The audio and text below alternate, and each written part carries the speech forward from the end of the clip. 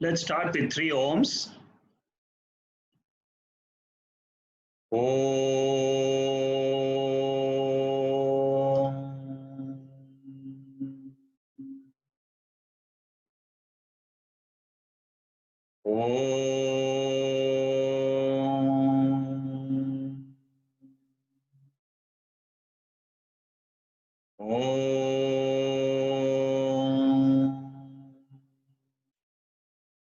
Om Sahana Vavato Sahano Bhunakto Saha Vidyam Karavavahai Tejasvinavaditamastu ma Vidvishavahai. Om Shanti Shanti Shanti.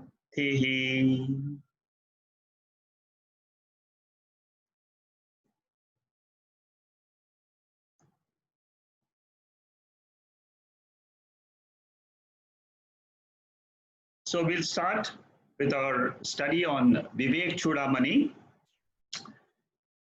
a beautiful text which is generally covered after the Tattva Bodha and Atma Bodha. And this is a slightly deeper text compared to those 2 other texts. What I'm doing right now is taking the top 70 verses of this text, which was originally consisting of 585 verses. And these 70 verses I have divided into 5 sections. The first section is the introduction. The second is the qualifications, the 4 Ds. The third section are the 7 questions of the student. The fourth is the Guru's answers. And the last one is the benefit of knowledge. A simple 5 classifications, categories for the whole text. And the main section is this verse number 15 with 7 questions of the student. The 7 questions are discussed from verse 16 to 59. That is what we are doing. We are in the middle of that section right now. And the first question which was answered by the Guru was, what is Anatma? Atma means my real core nature. Anatma means the gross body, subtle body, and the causal body.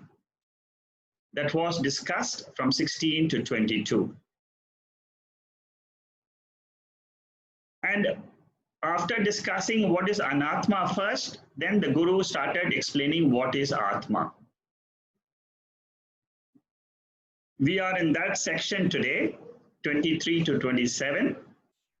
As we have seen in Tattva Bodha, Atma's definition is what lies beyond the 3 states of consciousness, what lies beyond the 3 bodies, gross, subtle, and causal, and what lies beyond the 5 koshas. So that is what we are going to enter today. We have studied up to verse 25. So today we will cover what is Atma, what is bondage,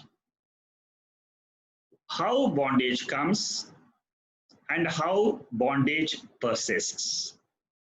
So 4 sections we will be studying today. And these are important portions because unless until we are clear on these portions, any spiritual study of Bhagavad Gita or the Upanishads or the Brahma Sutras will not make any sense.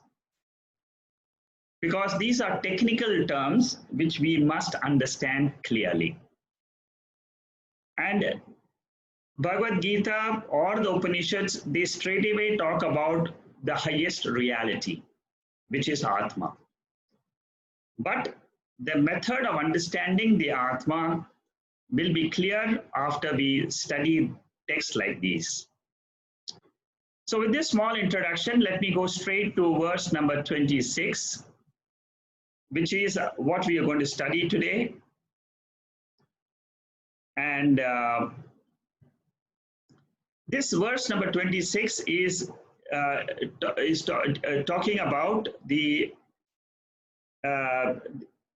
nature of Atma. And this nature of Atma has been said before also. In this verse, what we are seeing is that which sees all but which no one can see. See, this is a brilliant way Shankaracharya defines Atma. Everybody can see only the effects, the manifestation of Atma, but nobody can see the Atma. That is what the first point we should understand in this verse. We cannot see Atma, but we can know Atma. And how do we know this? Through the scriptures. Then the second point, which is when we say that it is never known by the mind, intellect, or the sense organs. These are the only instruments of knowledge which we have. So number one point raised here is that this Atma cannot be seen. The second point is that this Atma illumines or makes the body-mind complex and the universe known to us, because it is the light of consciousness. It is the light in which we see the entire universe, including our body and mind. Very important is the mind portion, because that is the subtlest, where we can see the expression of Atma. Generally, we see the whole world through our eyes. 80–90% of our perception of the universe, even though we have 5 sense organs, the eyes, the ears, skin, the nose, and the tongue, scriptures tell us that almost 90% of the perceptive world comes through the eyes. And if you study the eyes clearly, we will know that eyes are turned outside. We can see the entire universe through our eyes, but we will never be able to see our own eyes through our eyes. Like you cannot dial your own mobile number, you cannot see your own eyes through the eyes, but through the eyes I can see the entire world. This is what is the first verse of the Drigdrishya Viveka. Vidyaranya Swamiji there gives the same explanation. You may say that I can see the eyes in front of a mirror, but then that what you're seeing in the mirror is a reflection of the eyes, but not the original eyes. So here we are talking about the original eyes. Similarly, the original Atma we can never know, we can never see, we can never perceive, we can't hear, we can't touch Atma. But it is through Atma we see everything else. It is through eyes we see the entire world. Through Atma, the mind is known, the emotions are known, the thoughts are known, but thoughts or the mind cannot know Atma. So that is the point which is stressed here. So the eyes, they see the external world. And what happens to the internal world of mind? Mind is seen by the Atma. It is known by Atma. And mind cannot know the Atma, but Atma can know the mind. So that is the essence of this verse number 26. Then we move on to 27. Here also we are describing what is Atma. What is said here The first point is, it is not a matter, it is not prakriti, it is not a matter principle, but it is consciousness. Here consciousness is a verb, is a noun. It is consciousness. It is not you're not conscious of something. It's not an adjective. It's not, we are not talking about, here we are talking about consciousness and matter. They are two separate things, and matter is different. Matter cannot know. A desk cannot know itself, but consciousness knows itself. I know I am. That aspect of how I know myself is consciousness. Desk is not self-conscious, wall is not self-conscious. The entire world of matter is not conscious, but I am conscious. So what is the difference between matter and consciousness? Consciousness is aware, is self-aware, whereas matter is not self-aware. That's one of the very beautiful points mentioned here. It also says that it is different from the modifications of matter. We have studied that the 5 elements, they modify into gross 5 elements, and the gross 5 elements, they become the entire objects of the universe. They modify. Therefore, consciousness is different than the matter and also its modifications. So the corollary to this is, I, the consciousness, am different from the body, which is the gross body, made up of gross elements. I, the consciousness, am different from the subtle body, which is also a subtler matter principle. I, the consciousness, am different from the causal body, which is Karana Shariram, which is the finest matter principle. Then the second thing is, its nature is of knowledge, jnanam. It makes the gross and the subtle universe known in the waking and dream state. It is Atma, which is the light, which illumines the entire waking state. The waking state, in the waking state, the main thing to note is, it is the gross body. Through the gross body, I see the waking state. Through the subtle body, predominantly, I see the dream state. It is a substratum for the ego in us. See, the ego principle we'll study a little bit more in depth when we do Saddarshanam. On a Wednesday class, we will be doing Saddarshanam. And in that, the central theme of Saddarshanam by Ramana Maharishi is this ego. We will study what the ego is in very, very big detail in that text. But here, just to note, ego is the doer and the enjoyer, faculty in us. It is the pramata, the knower principle. Doer, knower, enjoyer. Knower means of the world. It knows the world. Here it doesn't mean knower of the mind. Here it means the knower of the universe. The knower of the mind is the Atma. But the knower of the world is this pramata, which is called as the knowing principle for the universe. Then the third factor we should note here is that this consciousness is a substratum for the ego to rise, and it also is a substratum where the ego dissolves. When does the ego rise? It rises in the waking state. When does the ego I dissolve? It dissolves in the sleep state. Because the ego rises and ego resolves, it is therefore called as indescribable. We don't know what it is. It is a mixture of two things, which is matter and consciousness. But it is also appearing and disappearing. Therefore, we say this appearing, disappearing ego is not me, is not my real nature.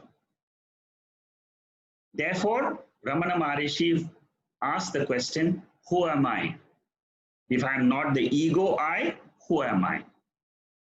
That is how he starts the inquiry, and then he arrives at consciousness. So the ego I is like the rope snake, which is mistaken.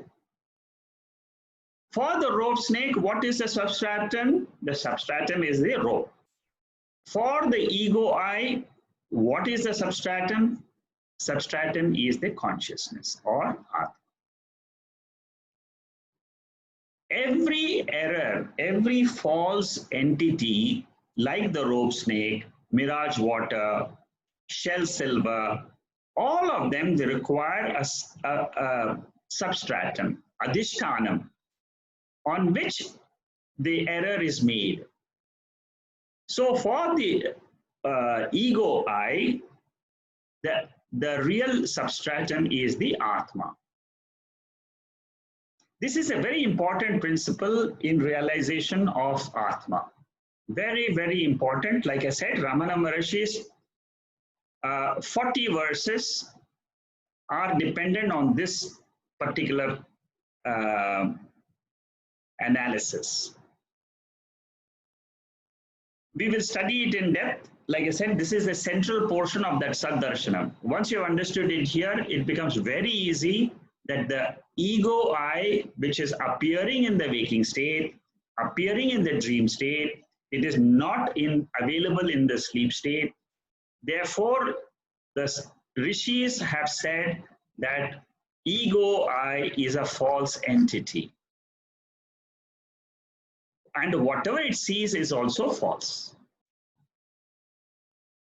And then they say, what is the substratum for this ego I? Then they discovered there is a higher principle in all of us, which is called as consciousness. And we have to be in search of that consciousness to know our real nature. The next verse starts another question, the third question. So we have finished 2 questions and answers. The first question was, what is anatma? What is this gross body? What is the subtle body? And what is the causal body? Then we discussed what is Atma, the second question. Atma is what? It is the witness of the 3 states. It is the substratum for the 5 koshas, and it is the substratum for the 3 bodies. It's beyond them. The substratum is not connected with what it is the substratum for.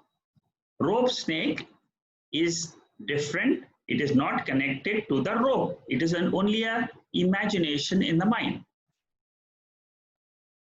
Now the third question is, what is bondage?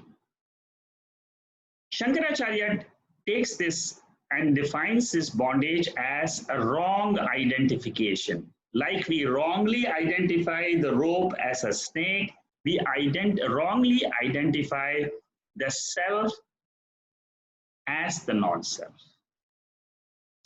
That means what? We wrongly identify with the body, mind as me. We think the body and mind is real, and we say, I am that body and mind. Body is there, it's a perishable body. Mind also is perishable, but still we say this perishable body and mind is me. Shankaracharya says that this is the bondage. Because we think that we are the body and we are the mind, this causes projections of our mind. We will study how this bondage is in the next 2-3 verses. We will be studying that. So in this verse, it says that due to the ignorance of Atma, we identify with the unreal body as ourself, our true nature, our real nature. beyond the body or mind, we think that we do not exist. And then we nourish this bondage. How do we nourish this bondage? By keeping on developing attachment to the sense objects or to the world. We get attached to all the things we like, so many things, objects, beings, situations, events, all this we become attached because we don't know that we are not this body.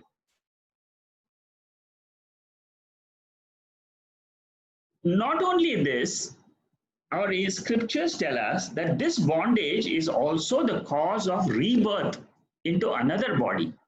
This is a mind-boggling statement which the Vedas make. It is not there anywhere else except the Vedas. It says clearly that our wrong identification has got the power to repeatedly take body after body, body after body. We will see that, we'll study that in greater detail as we go by in this text.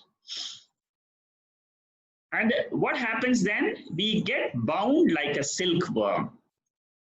The silkworm, if you study the silkworm properly, you will understand it gives birth to its own cocoon.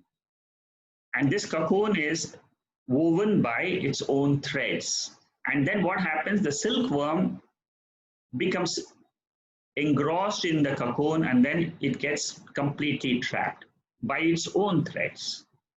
So similarly, we by our own thoughts and imaginations, by identifying with them, we keep on developing desires after desires, and then this is a never-ending desire. And then we'll drop this body and then we take another body because we have our sanchita karma is so huge in our account. So again, we take another body for a certain amount of fructified prarabdha karmas. Again, the prarabdha karma is over, we leave the body. Drop the body, again take another body. Now this is the law of karma. This is the law of the universe. This is how God has created this entire universe. So the body and its identifications are the cause of bondage. Then the next verse, it tells us what is the mechanism by which this bondage comes to us. What is the real technique by which this comes to us? The rishis have found out that there is a Shakti in all of us. There's a power. This power is described in 4 verses, 29, 30, 31, and 32. So we are going to study that now. How this bondage really comes about. In this particular verse, Shankaracharya says that like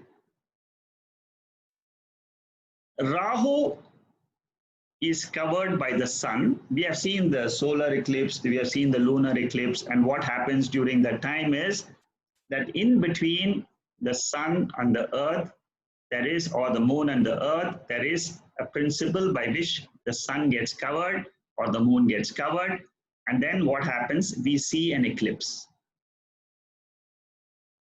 So this covering nature of what we find in nature, what we find outside, is now taken up by Shankaracharya. Like that, he says, Maya Shakti.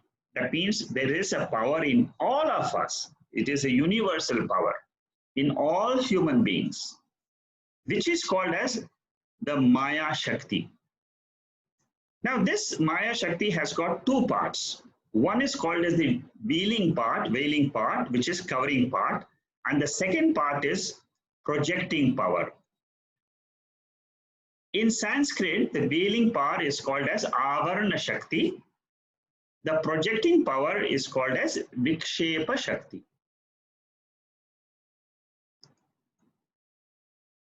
This Maya, this ignorance, is the root cause for the wrong impressions we have about ourselves. Because we don't know that there is a Atma behind the ignorance, behind the Sushupti, behind the sleeping state is this real nature of ours. And it is this power in Sushupti, in sleep state, which is the cause for all of us. And what happens is this whole universe is created in such a way that by this Shakti, the Lord controls what is the karma phalam which we will enjoy in one's life. So this Karana Shariram, this causal body, which we also call it as Maya, we also call it as Prakriti, we also call it as Avidya. So many names are there for this causal body.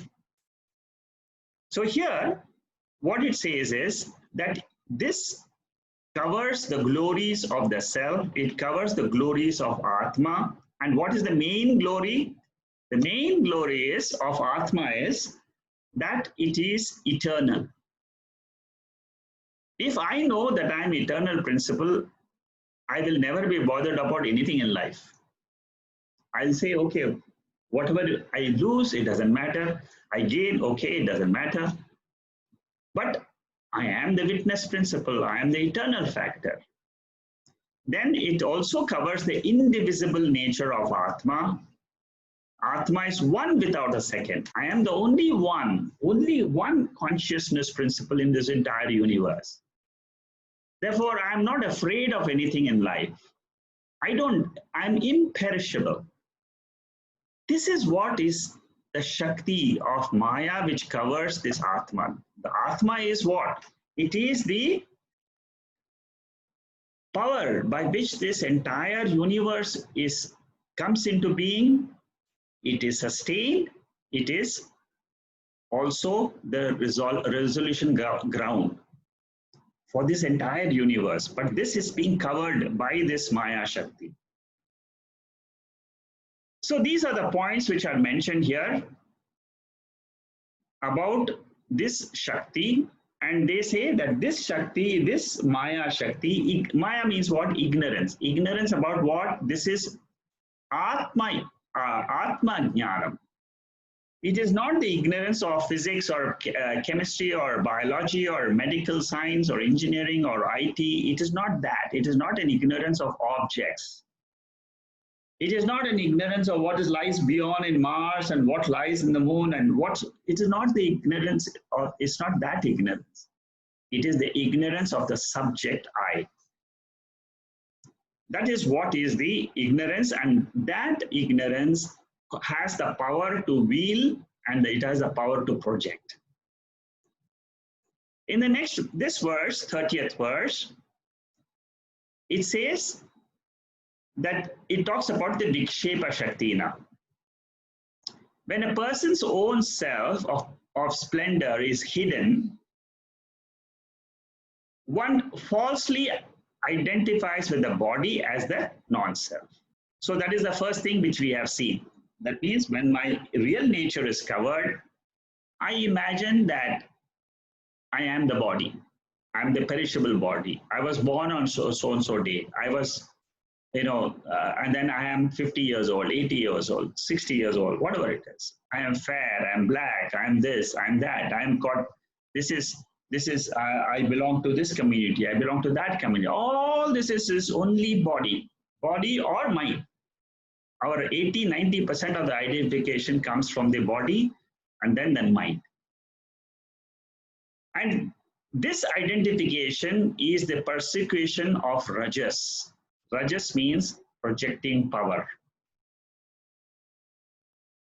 In simple terms, Maya means our mind.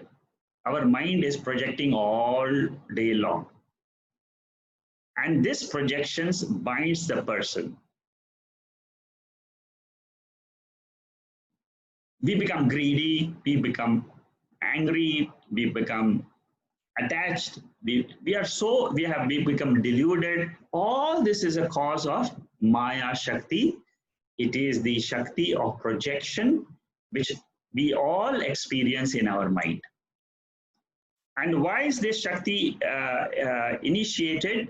It is initiated by the wheeling power. Because I don't know Atma, my mind starts projecting. One identifies the body to be the self, and then all this Shakti holds a person in bondage. So the question of the student was, how is this bondage built up? This is the answer. Then the next verse, 31. Bondage is because of two Shaktis of Maya, the wheeling power and projecting power. One mistakes the body as the self. Because of the attachment to the ego, one wanders from life to life, taking up several bodies. This is a verse which is trying to explain the previous two verses, 29 and 30. And then it says that this mistake of taking that ego I is not me. It's a false me. It's a false identification. It is Swami Chinmayananda used to say this is a mistake of the creator, manufacturing defect in the human body production, this ego I. That's what he says in his talks on Vivekchudamani. So this ego I then takes up body after body, and then that is the cycle in which we are all caught up like the silkworm. 32nd verse gives an example of a tree. Our tree of our joy and sorrow which we experience is called as samsara. So this samsara is like a tree, like is mentioned in chapter 15 of the Bhagavad Gita, verse 1 and 2. I will show you those two verses. Those two verses tell us it's chapter 15. Those of you who have done the Gita, Bhagavad Gita, you will know that there are the first two verses of the Bhagavad Gita of the chapter 15 tells us that the entire samsara is like the Ashwatha tree. Now, the seed for the tree is ignorance. The sprout is body identification. The leaves are the desires in a person. It's a comparison. It's just a comparison between a tree and the entire life of a jiva. The water which nourishes the roots is the action. By action, we keep on nourishing our wrong image, wrong ego I. The branches are the pranas, through which through the branches only the entire energy from the roots is transferred throughout the tree. So similarly, the pranas in us, the 5 pancha pranas, they distribute and keep the body alive. Like the branches keep the body alive through nourishment, the pranas keep the body, tree alive. The twigs are like the sense organs. The flowers are like the sense objects. The fruits are the result of actions. The bird which is sitting on the tree is the soul. That means that ego I, which is sitting on the body. So the soul is this bird which is perched up in the tree. And because it is already a part of the tree, it gets caught up in the trees, and that is what is called as samsara. So these 4 verses teach us how we fall into this samsara and what is the reason behind. The main reason is I don't know my real nature. That's all. If I know that I am beyond the gross body and I know I am Atma, that is what our goal of this study is. The study of these 70 verses is to know I am not the body, I am not the Anatma, I am the Atma. So we have studied this section which talks about the bondage. Then how do we get rid of this bondage? How do we get moksha, liberation? What this verse says is you have devotion to scriptures, because the scriptures will help me to come out of this bondage. And what are the steps? Simple steps it tells us. First of all, it says do your duty, swadharma. All of us are born in this world and we cannot stop acting. Morning to evening, our body is acting. In what direction we are acting, that is what needs to be checked. If it is doing your duty, then that is the right thing to do, because all of us have got duty towards our family, to the society. We have to duty to earn money. We have a duty to be a part of the neighborhood, the society at large, the country at large. And so dharma, artha, kama, these three goals we have to fulfill in life. But the last one is that moksha, the fourth purushartha. And how do we go into that purushartha? How to drop the bondage of the body? The scriptures tell us first to do the duty. But doing duty, what will happen is it will purify our mind. Our mind will not be caught up in unnecessary areas. Then it talks about the study of the self. So that is Shravanam, Mananam, Nididhyasana. By doing that, we realize the Supreme Atma. And when we are able to understand this Atma at the deepest level possible, then this samsara is completely rooted out. It's destroyed. There are many advanced texts which teach this particular section of moksha. All the advanced texts, they deal with this area of how to purify the mind. What happens to that mind when it gets this knowledge of Atma? How do I maintain that knowledge through meditation? All that is this study for this moksha purushartha.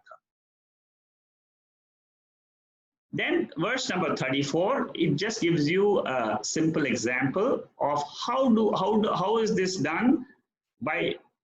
It gives an example of a munja grass.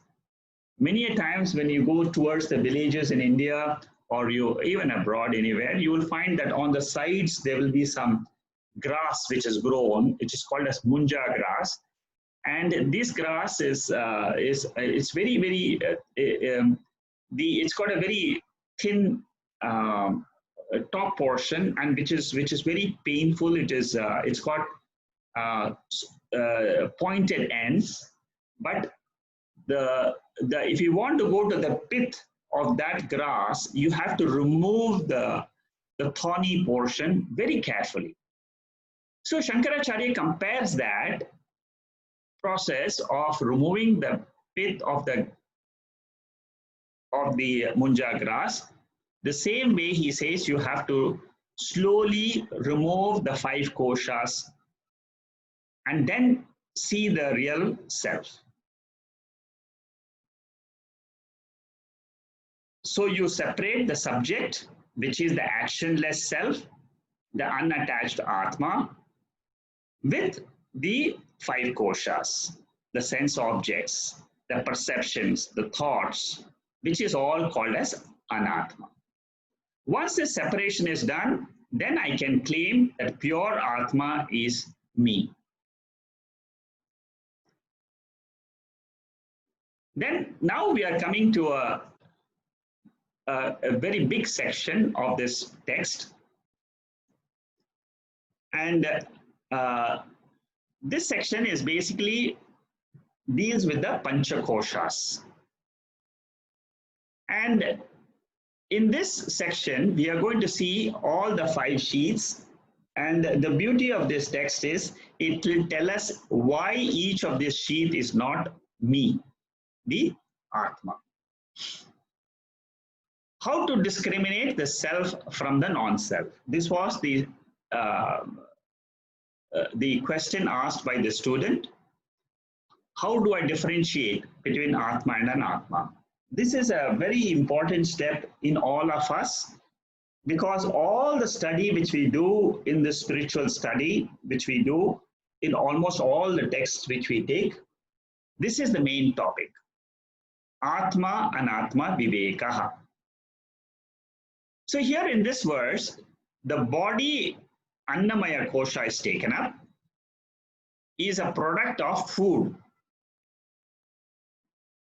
It constitutes the food sheath. It exists because of food and it dies without it. It is a bundle of skin, flesh, blood, bones, and filth. Never can it be the self-existing pure self.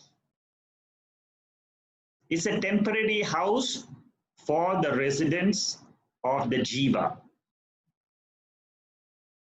The jiva, which is the ego I. The ego I comes and takes residence in this gross body to experience joy and sorrow. It can't be ever existent, the pure self. This gross body cannot be, because the gross body is born, it dies, it is not eternal. And what is the description of Atma in the scriptures? It is eternal principle. So the first layer is gone. I am not the gross body. Gross body is made up of food. Nothing else. It's except the food. It is only food which transforms into all the organs and the different functions in our body. It's all to do with the food which we take. The body. So the mother always gives birth to only the gross body. Through her body, the mother gives birth to a child, but that child, when it is born, we always look at the body and say, well, it's a beautiful child and so on, but then the Atma and the Jiva, two things. The mother never gives birth to that. The Jiva is born to enter that particular body to fulfill certain prarabdha karma. That's all. It comes with the mind, it comes with the entire 24 constituents of the subtle body. That constituents of the subtle body enters the gross body of the baby, and this entrance is governed by the law of karma, which is under the control of Ishvara. So now, I'm sure all of you have this point very clear. What is the gross body? It consists of only the skin, flesh, blood, bones. It consists of the 5 elements, the gross elements, the earth element, the fire element keeps the body warm, the air element keeps the body's breath going in and out. Otherwise, the body is full of chemicals. Water is there. 70% of the earth is water. Similarly, the 70% of the body is water. So we discard and say body is not me. It is the 5 elements, inert by nature. Then again, this verse is also dealing with the gross body. It says that body dies. Body is born, it dies. It is inert like any object in creation. And there are many bodies, as many jivas are there in this whole cosmos, right from a mosquito to an elephant to the human beings. All of them are jivas. They all have subtle bodies. So as many subtle bodies, there are so many gross bodies. But then Atma is only one, is only a one consciousness awareness principle. Therefore, Shankaracharya says, how can this body be me? Swatma katham bhavati. That is what he says in this verse. How can this Atma be anything else but it is not the gross body? And they are fleeting by nature, subject to change. It is born, it dies. It is born, it dies. It is diverse. Bodies are of so many. They say there are 84,000 species which are there in this universe. So this verse and the previous verse, it says that 36 and 35, they talk about the gross body. The 37th verse talks about the pranamaya kosha. Pranamaya kosha is the pancha pranas, which keeps the body physiologically alive. This is the second kosha, annamaya kosha, pranamaya kosha. Subtler than the gross body is this pranamaya kosha. Then we'll go into manomaya, which is more subtler. Then vijnanamaya, then anandamaya. So about pranamaya, it says that it is a modification out of the outside air. That means once we breathe in the air principle, the vayu principle, it becomes breath. It becomes prana. Outside it is called as prana. Inside of the body, the same vayu is called as prana. Outside vayu, inside prana. What is the characteristics of this prana? It is inert. It cannot know itself. It does not know joy or sorrow of the mind. It depends on the self to exist. That means it cannot exist by itself. Unless the consciousness is there, it cannot exist. The self is what? The self is a knowing principle. It can know itself. It knows the joys and sorrows of the mind.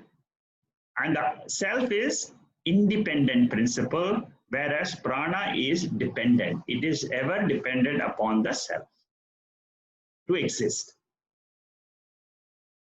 Then manomaya kosha. Manomaya kosha is the mind. Whenever we say mind, mind means basically emotions, the passions which are there in us, the attachments, the passions. That is emotions which we have. Anger, love, compassion, all these are emotions. All these are called as the mental sheath. This sheath is subtler than the pranamaya. So as we go deeper and deeper, what happens is the subtlety increases. And here it says it is not the self. The mental sheath cannot be the self. Why it cannot be the self? Because it has a beginning and it has an end. You can see, you can note that even in our sleep state, it is in an unmanifest state. In the waking state, again it becomes manifest. But Atma is not manifest and unmanifest. It is ever there. I am is the experience of all of us. We cannot say that I am not in sleep because we know that we are in sleep also. We cannot say I am not there in waking state. I am in waking state. I am in dream state. I am in sleep state. That is why we say Atma is eternal. It is not only eternal during the life of this body, it is eternal in all bodies which we take. This one principle which is not changing in us is this Atma. It is called as the subject. This mental sheath has got modifications. It has got pain, it's got suffering, it's got so many emotions.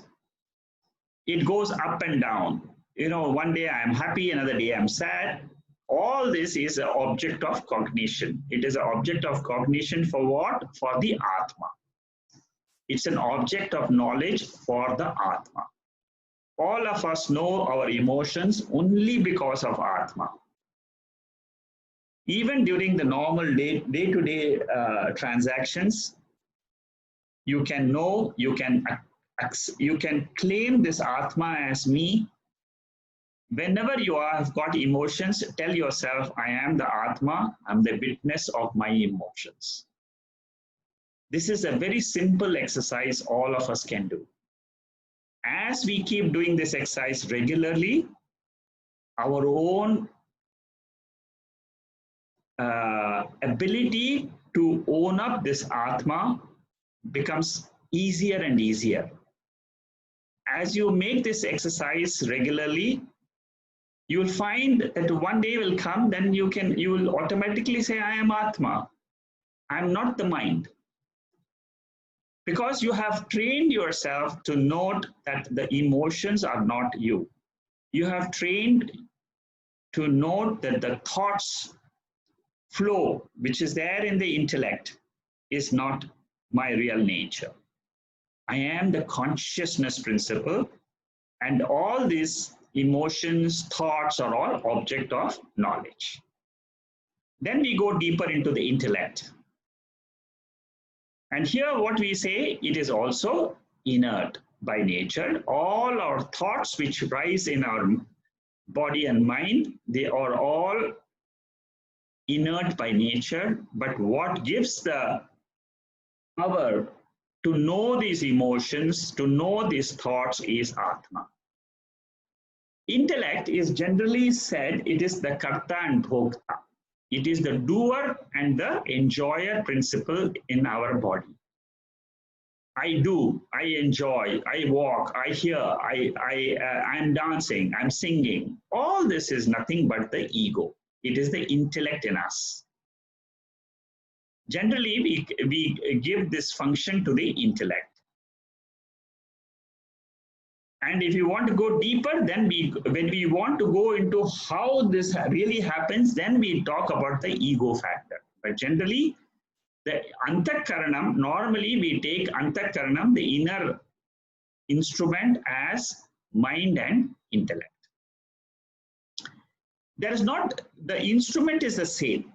There is no difference in the instrument. Whenever it has, when it does the function of emotions, it is called as mind.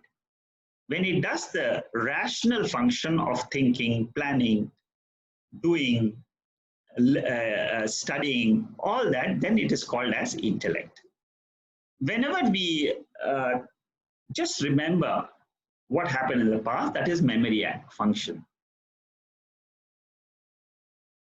So the intellect is also not me because it is an object for the consciousness. And the original consciousness is neither a doer nor an enjoyer. But it is this intellect which says, I am doing, I am acting, I have woken up, I am going to sleep. All this is the intellect principle in the body. So with this, we have finished 4 koshas. Now the last kosha is Anandamaya.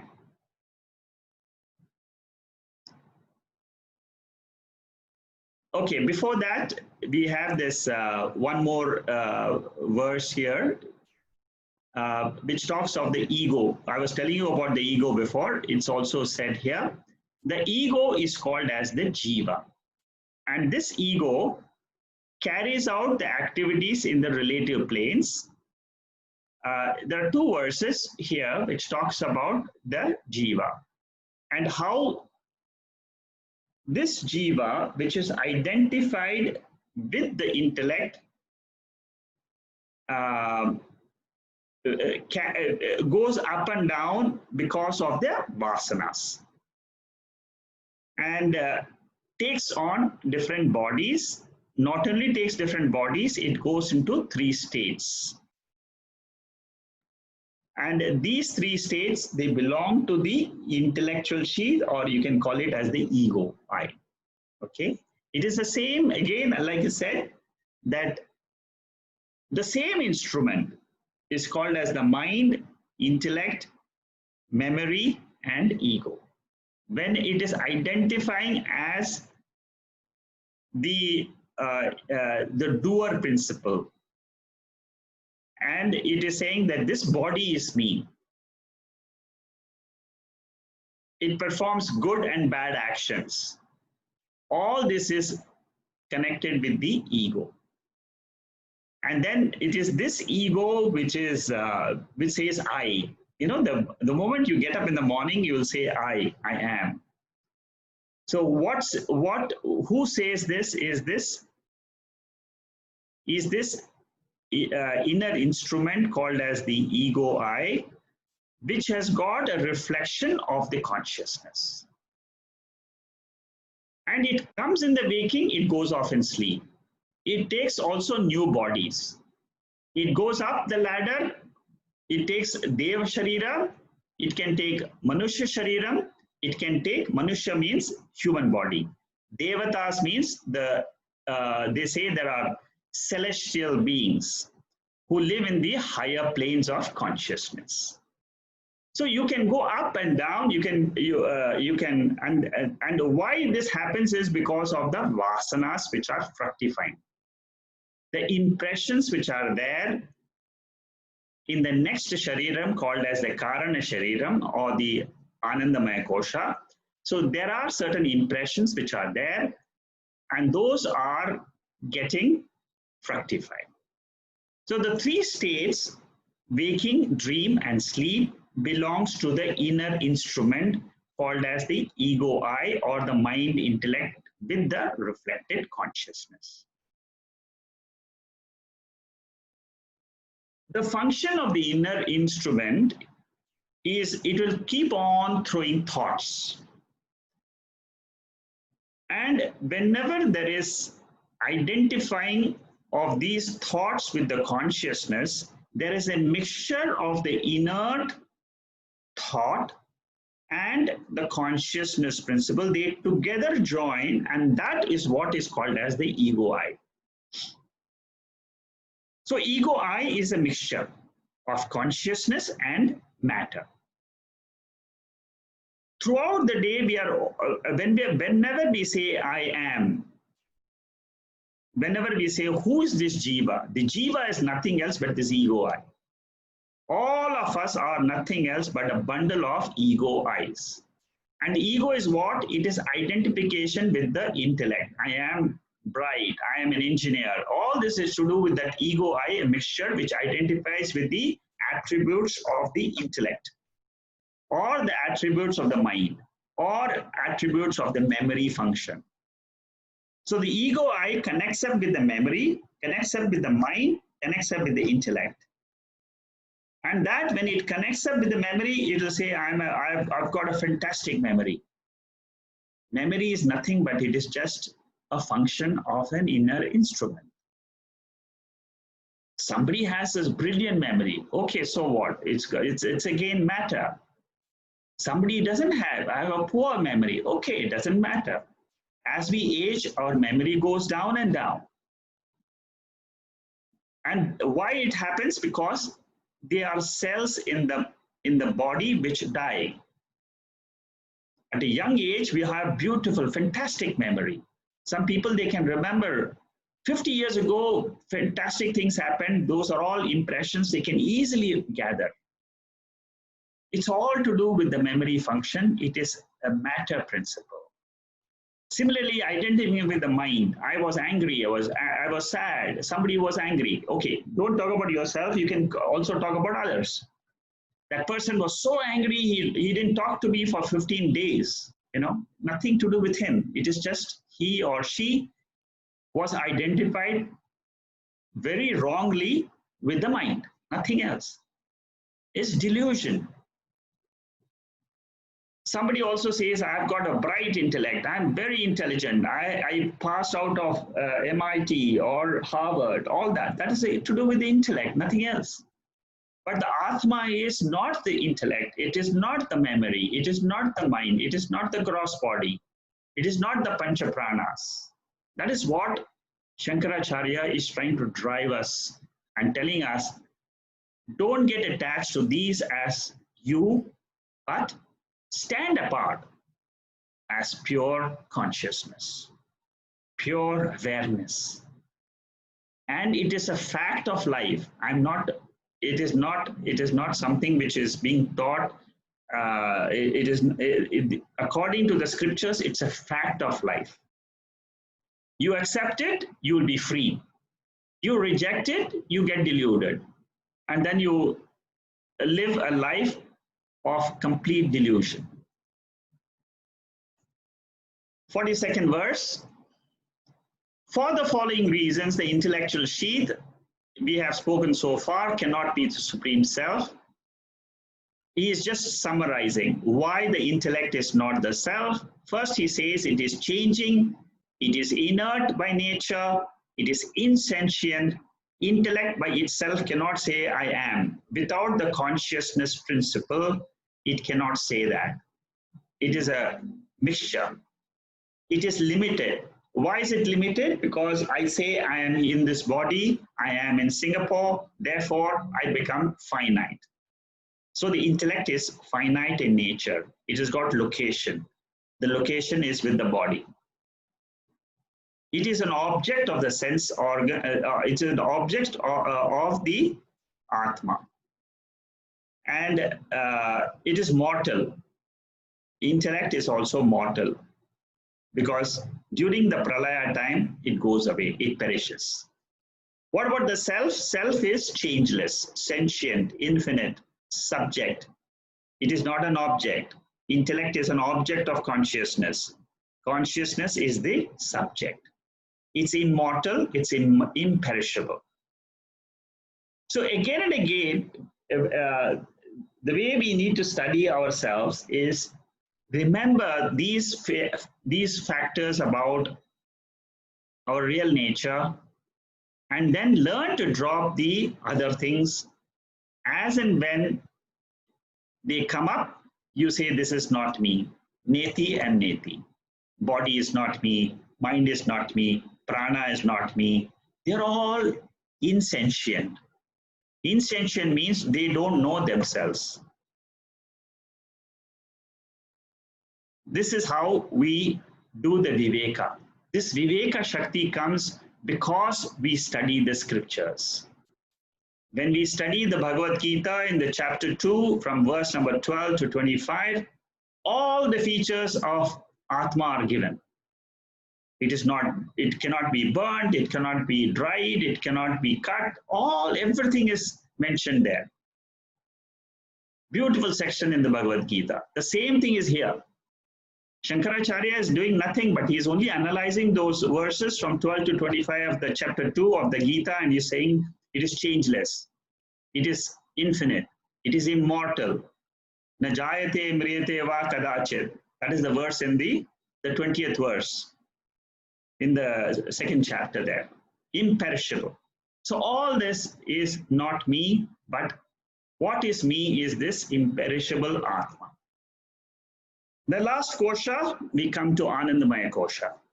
Anandamaya kosha is basically the happiness which we experience in our sleep state. It has got 3 levels: Priya, Moda, Pramoda. In Taittiriya Upanishad, it clearly states that there are 3 states, 3 levels at which we enjoy happiness, not only in the sleep state, but also in the waking state. There are 3 levels of happiness. This inner dress, ananda, that means the happiness. So somebody will say, okay, I may not be the intellect, but how can you say that I'm not the happiness which I enjoy in this body? I eat a nice dinner, I feel very happy. What the scriptures tell us is that happiness is a reflection. It is not the real happiness. It is a fake happiness. It is there for some time, it will go away after some time. And all the happiness which we see outside, either in a big house, I stay in a big house, I have huge truckloads, I have a huge bank balance. So what you're doing is, in that bank balance, you're attaching your happiness. That happiness is getting reflected in the money, in the house, in the family, in whatever possessions we may have in this world. That's what Brihadaranyaka Upanishad very clearly tells us. All happiness in the world is reflected happiness. I am seeing my own impression, my own reflection of Atma, I am seeing in those objects or in my children. I see myself in my son. I see myself. They are reflection of me. They are related to me. They belong to me. That gives us the happiness. Priya, Moda, Pramoda. Pramoda means the highest level of happiness. I have described this in the past also. When the object is almost, when you desire an object, it is called as Priya. I wish I buy a car. I wish I can have a new house. Then you have selected the house, selected the car. That happiness which you get, inner joy which you get is called as Moda. And the Pramoda is when that car is with me, I am flying in the car, a brand new car I'm driving. The joy I get is called as Pramoda. Similarly, the same thing can be done with food outside. The food, when it is in my mouth, is called as Pramoda, and so on. All types of happiness we can put into these three categories. They are the relative, this very important point, they are the relative states of pleasure when agreeable objects manifest for me. That means I have certain vasanas, I have likes and dislikes in my mind. Whatever the objects which come in front of me, they are in agreement with my likes. Therefore, they reflect my joy. The object outside is a manifestation of reflection for my joy, which I am seeing outside. They are experienced, but they are not the experiencer. Experience means object, drishyam. They are not the drik, the experiencer. Why do we say the Anandamaya is not the self? 44th verse. It has attributes, it is sagunam. This happiness is with gunas. There is sattvic joy, there is tamasic joy, there is rajasic joy. These are all mentioned in the Gita also. In the 17th and 18th chapter of the Gita, we have seen different types of joy, happiness. Punya papam, they are all manifestations of punya papam. They are modifications of matter. That means the vrittis, the thoughts, they make up the happiness for me. Certain vrittis, certain thoughts, when they get reflected, they are the Anandamaya Kosha. And this Anandamaya Kosha is also not me. Because Atma is nirgunam. It is attributeless. Whereas Anandamaya Kosha has got Prakriti in it. It is a modification of nature. It's a modification of the matter principle in this body. That is the subtlest matter. Anandamaya Kosha refers to the Karana Sharira. Annamaya Kosha is the gross body. The subtle body is basically the Manomaya Kosha, Pranamaya Kosha, Vijnanamaya Kosha. So the three koshas in between are the subtle body. The first kosha, Annamaya Kosha, is the gross body. And the fifth kosha, the Anandamaya Kosha, is the Karana Sharira. The three bodies are functionally divided into 5 parts, which are called as the 5 koshas. The 5 dresses which Atma wears every day. Every day we wear the dresses, and then again we put it off in our sleep state. Again we wear the next state. Again we put it off. In one of the texts, they call it Kanchukam. In Mandukya Upanishad also, it said Kanchukam means dress, which we wear. The 45th verse, this Atma is not Panchakosha. This is the conclusion of Shankaracharya. The Atma is self-evident. Now he is differentiating between the 5 koshas and Atma. He says, the 5 koshas are dependent on Atma, whereas Atma exists independently. Like how in sleep, for example, I exist independently. I drop the 5 koshas as matter principle, and I can exist all alone as Sat Chit Ananda Atma. I don't experience neither the body, gross body, neither the subtle body, neither the causal body. Now that you know about the 3 bodies and the 5 koshas, you can really claim very easily that I am this Atma, the independent principle, consciousness principle, beyond the 5 koshas. Very important point. Do not bring the Atma into this koshas.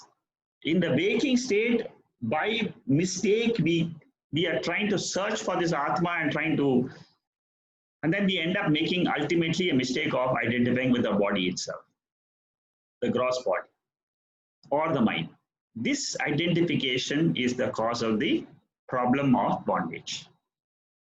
The 5 koshas, they are dependent, they can't know themselves, whereas the Atma is the knowing factor in us. These 5 factors, they come, they go in the 3 states of the mind. The mind becomes active, it takes up the gross body and it has gross world of experience.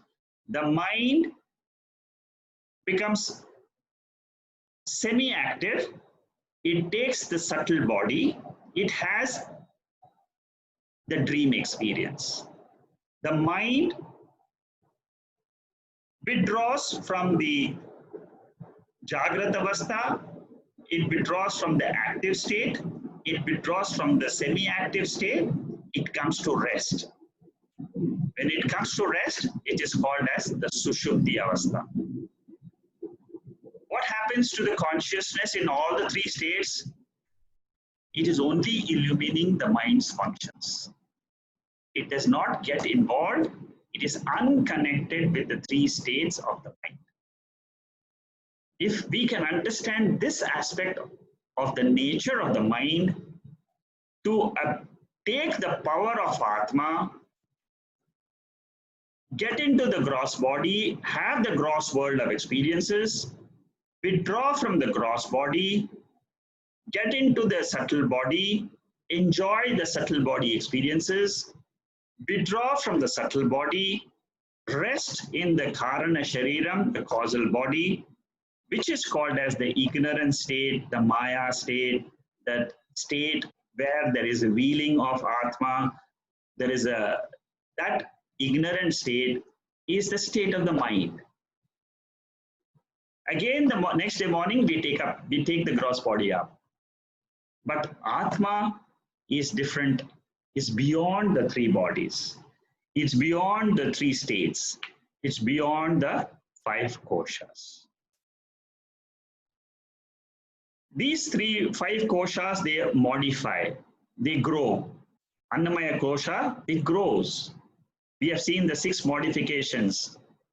Asti, Jayate, Vardate, Apakshiyate, all this we have seen. It grows, it decays, it metamorphosizes. That is not the Atma. It has got ephemeral joy, the joy which we experience in the world and the joy which we experience in our sleep state is ephemeral. Ephemeral means it is only vyavaharikam. It is only transactional joy. But the joy of Atma is eternal. It is unsullied. It is ever pure. It doesn't have the punya papa. It is changeless. changeless from when? From time immemorial. It's not during this our lifetime that it's not one. That is why we say you get so many, we get so many of these thoughts for the day, which says, consciousness never changes. It is ever there. It's so many different aspects we have seen so far in Atma Bodha, for example. So the 45th verse is a crucial verse where the Shankaracharya sums up. Then what happens? This is a very important point in this text. After the 45th verse, the student says, after negating the 5 koshas, he tells the teacher, I find nothing but blankness, absence of everything. How then should oneness be realized with Atma? And who is asking this question? It is the ego I. So there was the similar question was asked in the chat group also, in the WhatsApp group. What is this blankness? Now the teacher has to explain what is this blankness. And he is very happy with the student. He says, oh, wow, you are indeed a clever student. Which is what I told Meera yesterday. I said, you are very clever. Because I was remembering this verse. I call her up. I said, you are very clever because you're asking the right questions, even though you are a beginner in spiritual study. But there is something in you which you have got, and which you are talking about, some blankness, something you have heard, something you have experienced. Now, same question which is asked by the student of Vivekchudamani is, what is this blankness? What is this emptiness which I experience in sleep? Through an extremely subtle intellect, you realize the Atman, the knower, in which all the modifications of this ego is happening. That's what the teacher is teaching now. In this verse 213, what the teacher is saying is,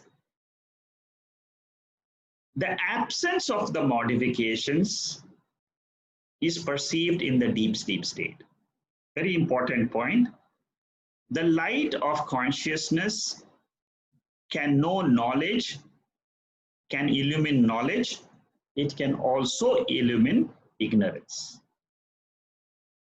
Ego I, Atma is the knower which perceives the ego I in the waking and the dream state. It is also the knower of the non-ego I. Non-ego I means I don't have the ego sense in sleep. So what happens in the mind is, it is gone into a passive mode. It is gone to rest.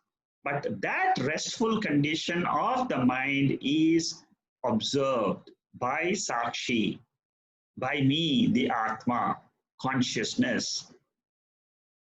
We have to go to that depth. The core of our personality is this Atma, which is perceiving the blankness in sleep. In advanced text, this blankness is called as existence principle. It is nothing else but pure existence. And this is what is my real nature. This is what I have been taught through the scriptures. Otherwise, we will never know that nature of ours. Therefore, the scriptures are called as the eyes, chakshusha, chakshu. That means it is the eyes of the scriptures, which are opening up my own eye, which is called as the intellectual eye. It is known as the wisdom eye.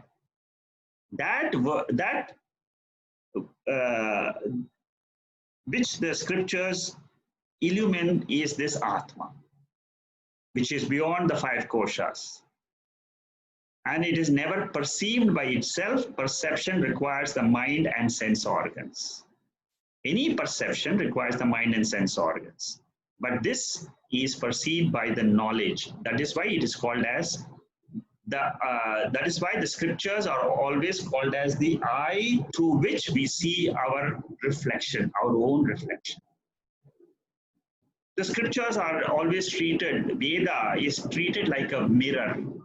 So it shows my swarupa, my nature. And what is my nature? It's beyond the five koshas. And what is it? It is existence principle, which I can experience in my sleep state. It is knowledge principle, which I know it is consciousness principle. I become consciousness. The consciousness principle of Atma is manifest in my mind. When I am able to watch my mind, watch my thoughts, it is the consciousness nature, Chit function. The Sat function is what I am in my sleep state. The Chit function is consciousness when I observe my mind, my thoughts. I am that consciousness principle inside the mind, at the core of my mind. When I look outside in the world, it is the Sat principle. It's the existence principle. I remove the objects from this consciousness, Sat Chit Ananda. Whatever is remainder is called as the pure existence. This Atma, it says in this verse, is never perceived by the ego. It is never, you can never come to know about this Atma unless until you study the scriptures. The next verse, Atma is the absolute witness. Why do we call it absolute witness? This is witnessed by something else other than, there is no other witness for this Atma. Which means it is a witness of the ego I. Ego I is the pramata, the knower of the external world. The relative, ego I is basically the relative witness. Whereas Atma I is the absolute witness. Relative witness means the ego I gets a reflection, the mind gets a reflection of consciousness, it wakes up, and then it becomes the instrument to see the entire world through the sense organs. That is called as the relative witness. Whereas the absolute witness is never changing, it is always there. It is the witness, Satyasya Satyam. Brihadaranyaka Upanishad, it says, it is the truth of the truth, which means it is a witness of the ego I. The 49th verse, that which clearly manifests itself in the waking, dream, and deep sleep states, that is why it is called as invariable state. The invariable factor, which is in all the three states, is called as the Turiyam. It is called as the pure Atma. It never changes. It can, which is perceived inwardly through the various forms of the mind. That means this Atma is a witness of the ego's impressions, whereas the three states, they belong to the ego I. This Atma is pure existence, pure knowledge, pure bliss.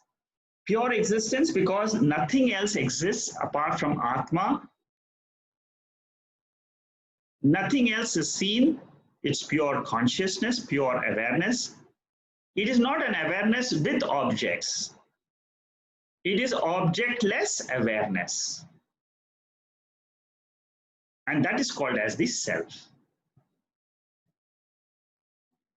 And where is this Atma? Where is this? Is it outside? Is it somewhere else? No, it is there in us as the core in us. Like I said, like the munja grass, slowly we have to peel the layers one by one. After studying Vivekchudamani, it gives us the strength, the power, and the knowledge, the technique of claiming who am I very easily. And that is the beauty of these texts. if you want to go deeper into these verses, I can take, for each verse, I can take maybe 40-minute talk. But, I said that this Vivekchudamani session is basically a sort of a revision of the core aspects of the Vedanta study. Next week, we will study from verse number 50 onwards. And just one announcement I have. This Saturday, we are going to start a new text for the other group. It's called as Drigdrishya Viveka. I have not taken this text so far for the Wednesday group. In case many of you, I know that you have done the text with the other acharyas. In case you would like to attend this, you are welcome on Saturday at 6 o'clock. We will be sending you the videos also, like we do the recorded versions. We will be sending. In case you're not able to attend, it doesn't matter. But at least if you're not there in the Saturday group, if you want to attend, you can just send a message to Jacqueline. She will put her on into the Saturday group. At least you will be able to get the audio and the videos of those sessions. After the Vivekchudamani, I think I will require 2 more sessions for Vivekchudamani. I'm in the 49th verse. There are 21 verses left. I will probably finish in 2 or 3 sessions. And after that, I will be doing Naishkarmya Siddhi. It'll be a simple study, maybe in 1 or 2 sessions. Similarly, I will be doing a very advanced text called as Shruti Sara Samudranam. Again, just 1 or 2 sessions only. So this is how our study will progress in the next 4 or 5 weeks. After that, I might take 1 or 2 sessions on Vichara Sagara. So the next text, 3 texts are going to be advanced texts, but they are very beautiful texts. Each text is brilliantly written, and they're all studies to be studied, preferably independent study. With that, I will close today's class, and then if there are any questions after that, we'll take it up. And like I said, that in case you want to have the Saturday class, just inform Jacqueline, or you just send a message to the group. We'll put you into that class also. Om Purnamada Purnamidam Purnahat Purnamudachade Purnasya Purnamadhaya Purnameva Vasishyade. Om Shanti Shanti Shanti. Hari Om. Shri Gurubhyo Namaha. Hari Om. Does anybody have any questions? I will look in the chat in case if there any questions are there. Otherwise, I will open up the class for discussions. Malati is asking, the Atma wears the 5 koshas every day. As you mentioned, how do we shed these koshas? By mere study of the Vedas and applying them to our daily lives. Yes, the more you study these koshas, there are texts which will teach you how each of this can be removed. Many different ways are there. So we just have to keep learning, and it is only through knowledge that these koshas can be finally removed. As we progress in our spiritual study, what really happens is the hold of the mind as me, that slowly withers. The hold of the mind, the hold of me as the body also, slowly it comes down and down. And this is the process by which we drop our identifications with the five koshas. It's a very, very natural process. It happens to all of us purely by listening as the first state. Second is it is contemplating on the whatever we have studied, you contemplate in your own mind. And preferably each one of you should take up a text for your own study. If you don't know what to study, you can call me, you can write to me, I will guide you. But every day you must study one page of whatever you are learning. It can be a repetition of the Vivekchudamani itself. It can be you can study Atma again. You can study Tattva again. Or I can recommend one or two texts which you take up for personal study. That becomes it becomes a method for you to contemplate. So the second step is contemplation, which is called as mananam. Let my mind roll on whatever I have learned. And the third one is called as nididhyasanam, which is a specific deliberate process by which we will drop our nature and say, I'm not the body, I'm not the mind. It's a deliberate process, and then I claim I am that Sat Chit Anand. What Shama is asking is, how do I understand that causeless bliss? This causeless bliss. Can I, sorry, Yeah, Shikuji, can I just elaborate, because I was still completing when it just finished. Yeah, okay, so go ahead, Shama. So what I was going to ask you is that when there are those very, very brief moments, which usually during meditation, where you can actually experience very briefly, it doesn't last very long, where it is not coming from any particular object or anything, yes, and you're awake and you're alert, and you actually just feel simply bliss. Are we in the Anandamaya Kosha, or yes, are we having some? Yes, you are in the Anandamaya Kosha. It is a bliss of Ananda, of the Kosha. It is not the bliss of Atma. It is a reflected joy in the mind. But why did you say it's a blank, this thing? Okay, the blankness is in the sleep state, not in the waking state. Not in the waking state, no, yeah. So that's where it was a bit confusion. No, it is not in the waking state. This joy which you get, which you experience, is basically Anandamaya Kosha only. And it is the joy which we should not fall too much in love with. Why do you say that? Yeah, the reason is they say that you can, it might happen. This is called as Rasaswada in Mandukya Upanishad. There they say very clearly that this is also we can fall in love with, and then we want to enjoy this for many, many hours together. But it is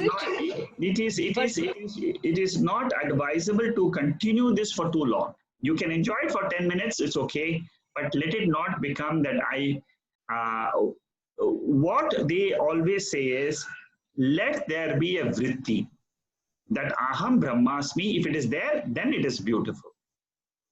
Yeah, then, see, in other words, what I'm saying is that at that moment you can see that you're not identified with any of those koshas, because you're completely, you can be very sure that nothing else is impinging on your mind. And it's just something else, which I mean, you can't explain what that is. I mean, when you reflect it afterwards, you have no, and at times all that you'll be left with some impression of the state, which sometimes can flow into some kind of a verse or a poetry. Occasionally you like to describe it to yourself, just to retain that. But that's just, you're saying that's not a reflection of Satchit Ananda. No, it is a reflection of Satchit Ananda, but it's a reflection. It is not your true face. I see. Like it is exactly like seeing in the mirror, but it is not your true face. So I can't say that is equal to Satchidananda. No. You're still seeing. You have not dropped the seer. You have not dropped the scene yet because you're still seeing. Okay. Because you're still seeing it. Yes, you're still seeing. So unless you drop the scene, then only you can claim your nature. Okay. I get it. Okay. Now you get it, right? Yeah. No, I because get it. You are still the seer. You are still the seer of that state. Okay. That state is still seen. It is still an object of consciousness. It is not consciousness. So, but you've clarified on that part, which yesterday there was a lot of discussion around the blankness. Yes. So the blankness which you are describing is only during sleep state. It's not. Yes. It's not during. It's that blankness we are talking about is in the sleep state. In the waking state, when you try to get that blankness, that is called as nirvikalpa samadhi. And just one more question. Samadhi is nothing else, but it is an empty state. You're emptied all the thoughts, and you're identified with your mind, awareless mind. Okay. And just one more question. During conception, at what stage does the sukshma impressions of your past life come into pregnancy? The jiva. See, what they say is that that the jiva, the moment it comes into the after conception, the moment the conception is over, at that time the jiva has already entered the body. I see. So if somebody, if there's been an abortion or a stillbirth, it's already the body it is only the body which is getting aborted, not the jiva. So it's really had no prarabdha karma or anything fructified. Nothing has fructified. Nothing. It just came in, and then it maybe had a very. It may have had even a 1 day, 2 day, 5 days. It could have got aborted, and that's it.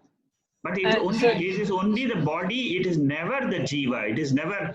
That is why in the Bhagavad Gita they are very clear. If you see the verses from 12 to 25, they are marvelous verses to tell us. The jiva can never be, it's never born, it never dies, it is anadi, and this principle, what you're asking, when the jiva enters the body it is basically when at the time of when the body enters the mother's womb. That is the time. Okay. Malati is asking, is it a supra-causal state? No, don't use these words because what is supra-causal and all that, different people, they explain it in different ways, but go by the scriptures about what terms the scriptures use those terms only. Because by bringing in new words, it will confuse the intellect. Just remember the Karana Shariram, the Sukshma Shariram, and the 3 states. That's all. Okay, I have one question here. Yeah. Out here. Just few minutes back, you explained that blankness cannot be achieved during waking state. Blankness. Yes. Now. But during meditation, sometimes it is possible to get that blankness, is it not? Blankness means you are saying that it is a thoughtless awareness, that's all. It is still an object. It is still an object of the awareness. You see, suppose you say, I experience blankness. Who is the experiencer and who is experiencing that blankness? That is what is the question. So never stop. No, never stop with that. Even if you say, yes, I experience blankness, I will say that the joyful feeling which you have, don't stop with that. That is not what Vedanta prescribes as your real nature. the Mahavakyams of Prajnanam Brahma, Aham Brahmasmi, I am Atma Brahma, these are the words which have to be mentioned. And once you are in that type of a state, deliberately bring this point. Aham Brahmasmi must be deliberately brought up. This bringing this Aham Brahmasmi vritti is the ultimate in realization. That's why, Mr. Shekhar, they say that, you may get a lot of Shaktis as you progress through meditation practices, but don't get caught in that, because that itself is still part of the mind-body equipment. Yes, it is not the you are sphere. still in Maya. You are still in Maya. Don't get caught up in this Maya. That blankness is the trick of the mind. It says, now, see, you can be like this also. But don't follow into that. Just this is what the scriptures advise us. They clearly tell us, you see, this question was also asked by another gentleman today. And I was trying to explain to him, every vritti, every thought has got two phases. That means that thought can either look outside and it can reflect an object outside, or the thought has the ability to reflect your inner presence, which is Atma. When you say Aham Brahma Asmi, what happens is you're telling the intellect that I am that Atma. Then this is the mind which is turned inwards. This is what the scriptures want you to do at the final stage of realization. Aham Brahmasmi vritti is a very, very, very powerful vritti. It will burn all the sanchita karmas in your account. And that vritti will burn the sanchita karmas, and that vritti will give us no more rebirth, and that is what is our real goal. This is a process which has been, for this rebirth and what happens, the scriptures are the only authority. And there are scriptures which tell us this. When we study the Mahavakya portion, Aham Brahmasmi, the Guru will tell you that this is what you're supposed to do. When a Guru teaches Mahavakya portion, then the final end message the Guru tells you is, I can't give you liberation myself. It is the scriptures which will give you the liberation. Go and chant Aham Brahmasmi, Prajnanam Brahma, and see to yourself what happens to you. That's all.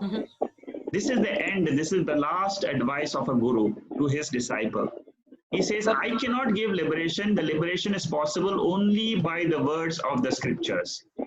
And the scriptures have the power. These words have got tremendous power in them. And reminding ourselves, Aham Brahmasmi, Aham Brahmasmi. When it happens in our own mind, the impressions will die down slowly, and in your normal waking state itself, you will find I am a Jivan Mukta. Those impressions which troubled me in the past are no longer troubling me. So this is the effect. That is why they say this is the Jivan Mukta can be experienced in this life.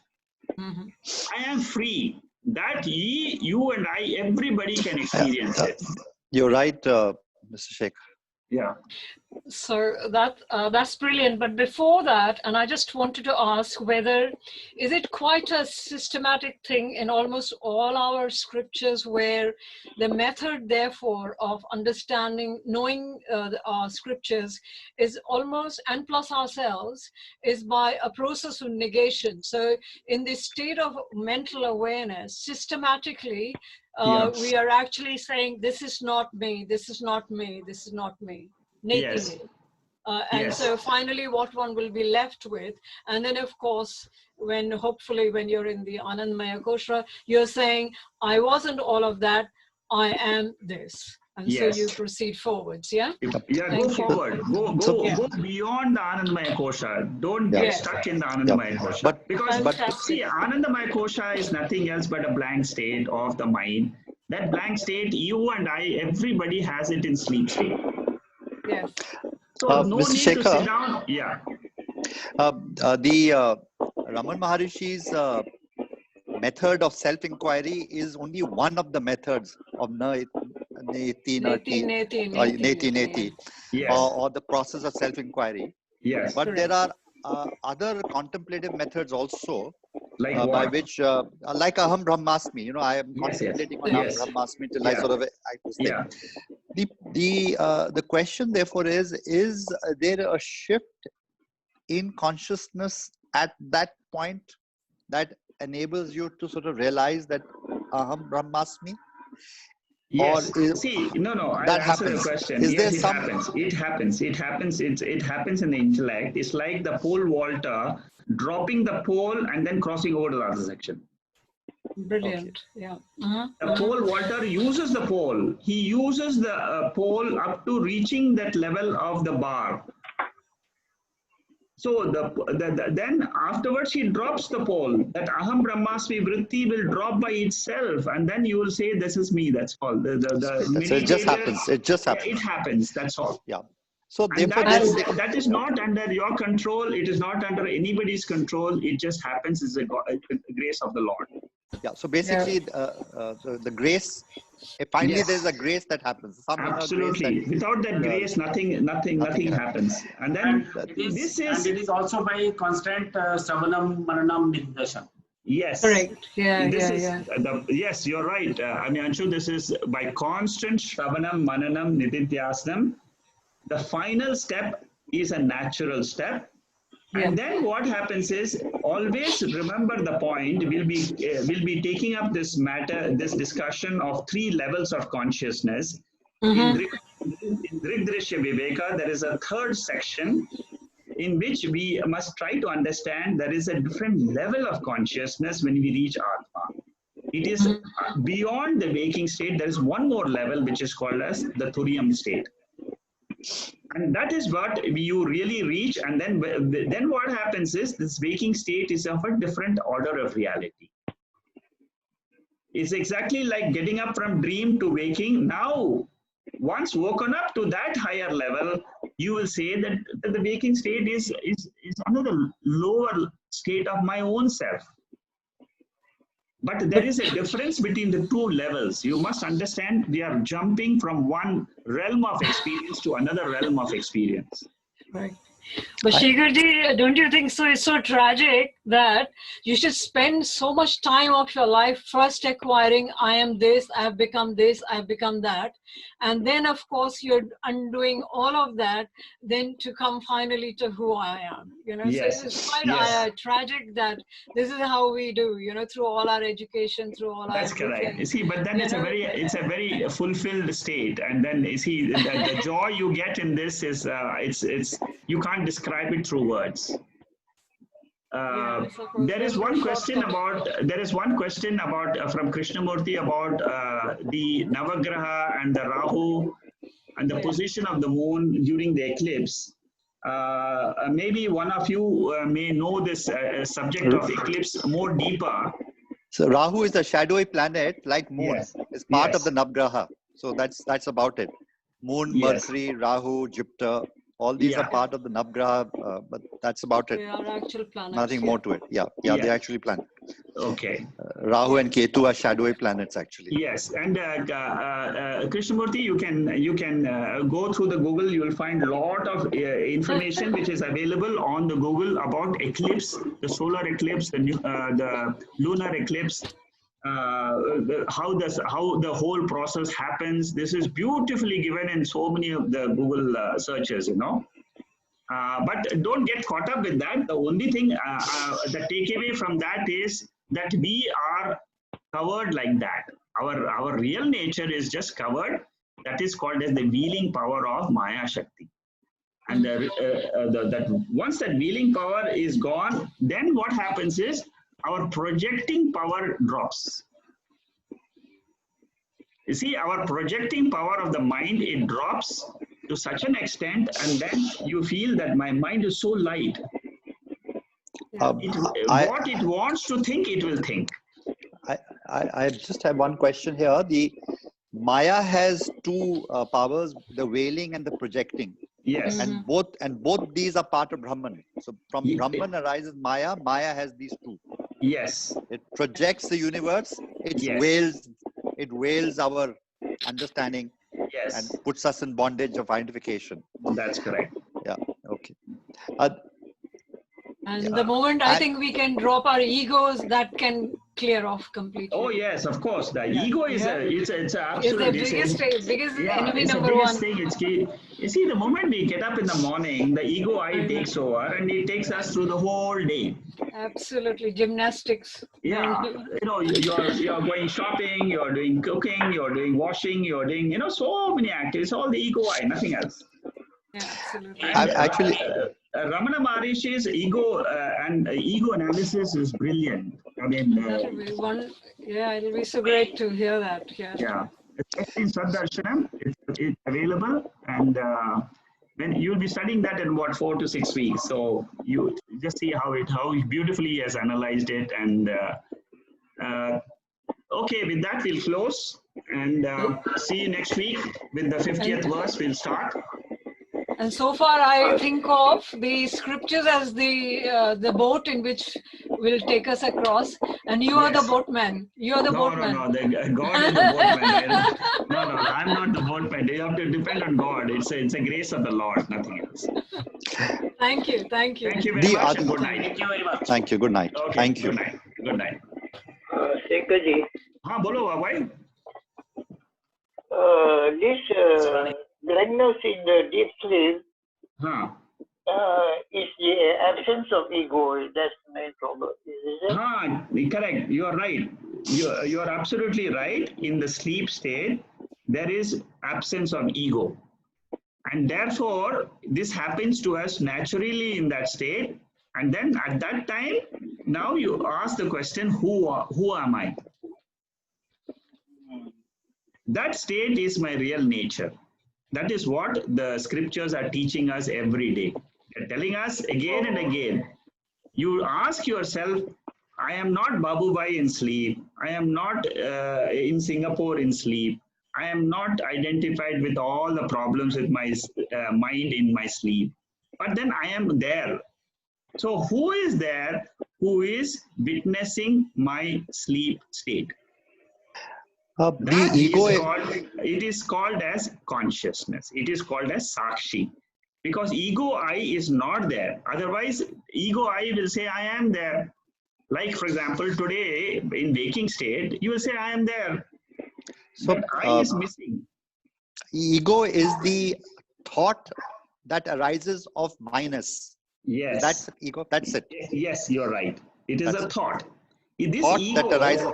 Yeah. Yes, this ego is a mixture of consciousness and it is a mixture of the mind. Mind, yes.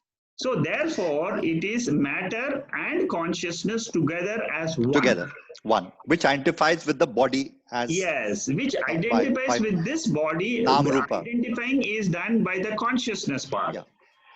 And the matter it claims is the body it claims because it is reflected in the matter. Body is yeah.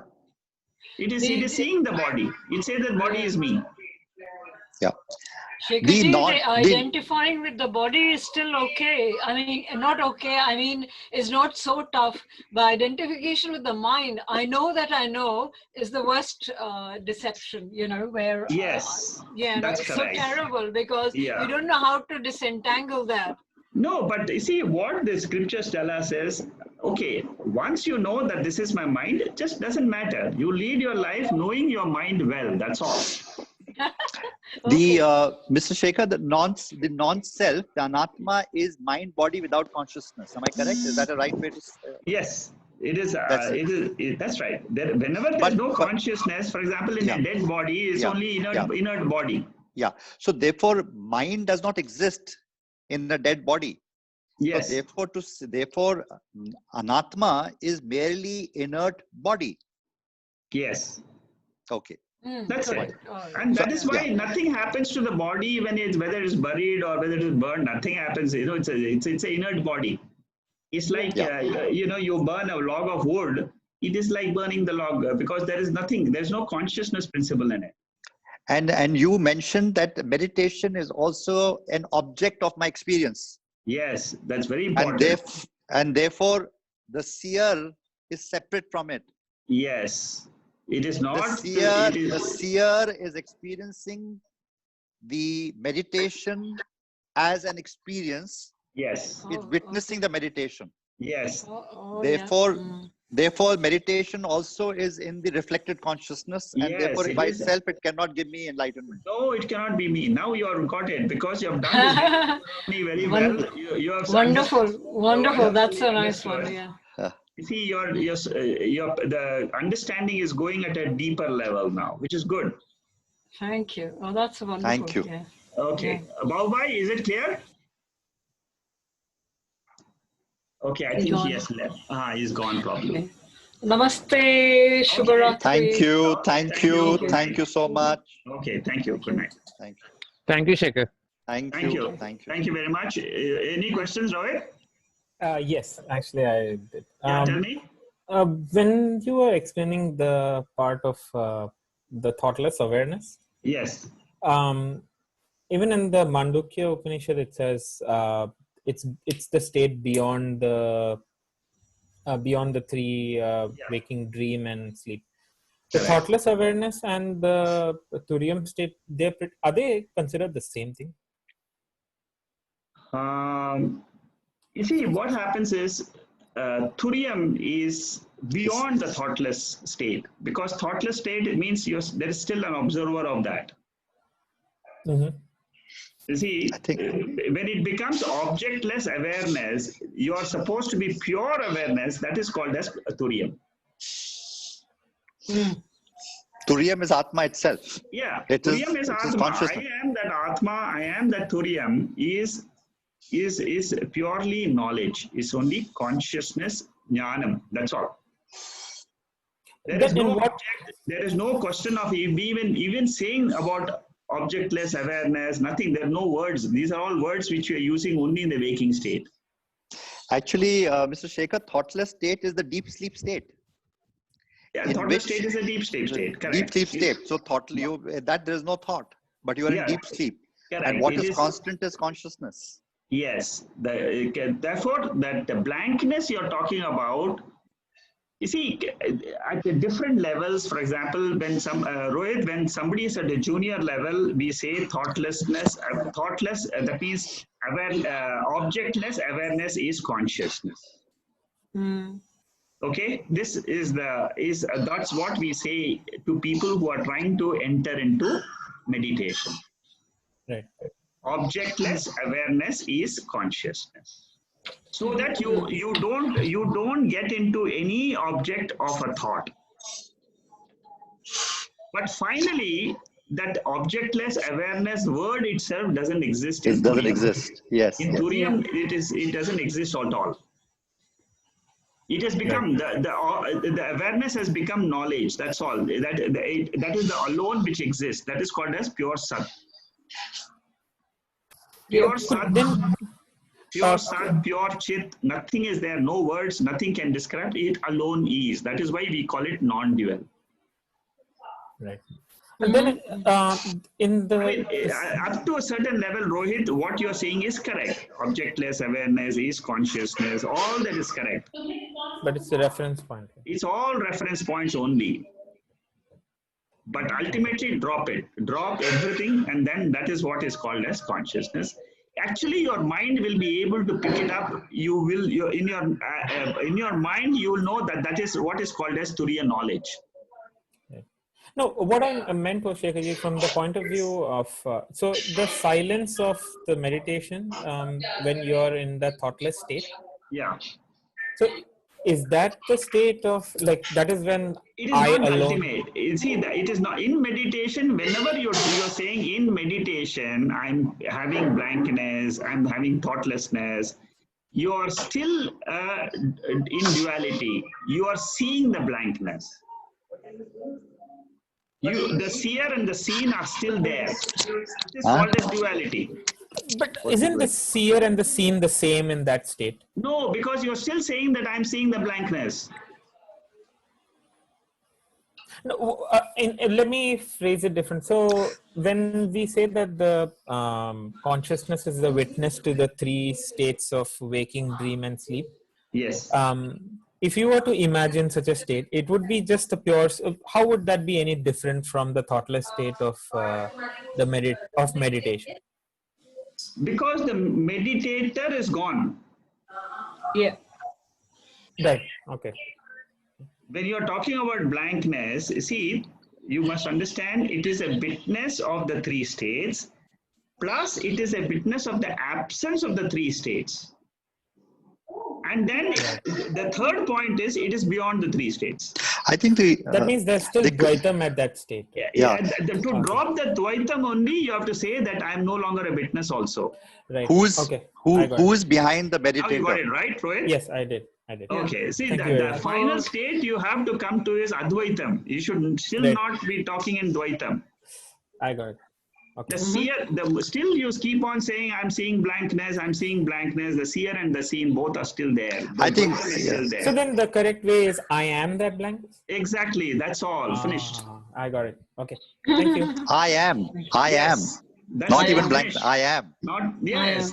And you have reached it, and actually that will remain as knowledge. Knowledge. Right. That will be revealed. That will be revealed to you. It will be revealed to you, and it will remain as knowledge to you, and that's all. There's nothing else beyond that. Okay. Thank you very much, Akaji. Okay, Rohit. Yep. Thank you. Thank you very much. Thank you. Okay. Good night. Good night. Good night. Okay. Bye. Thank you. Thank you.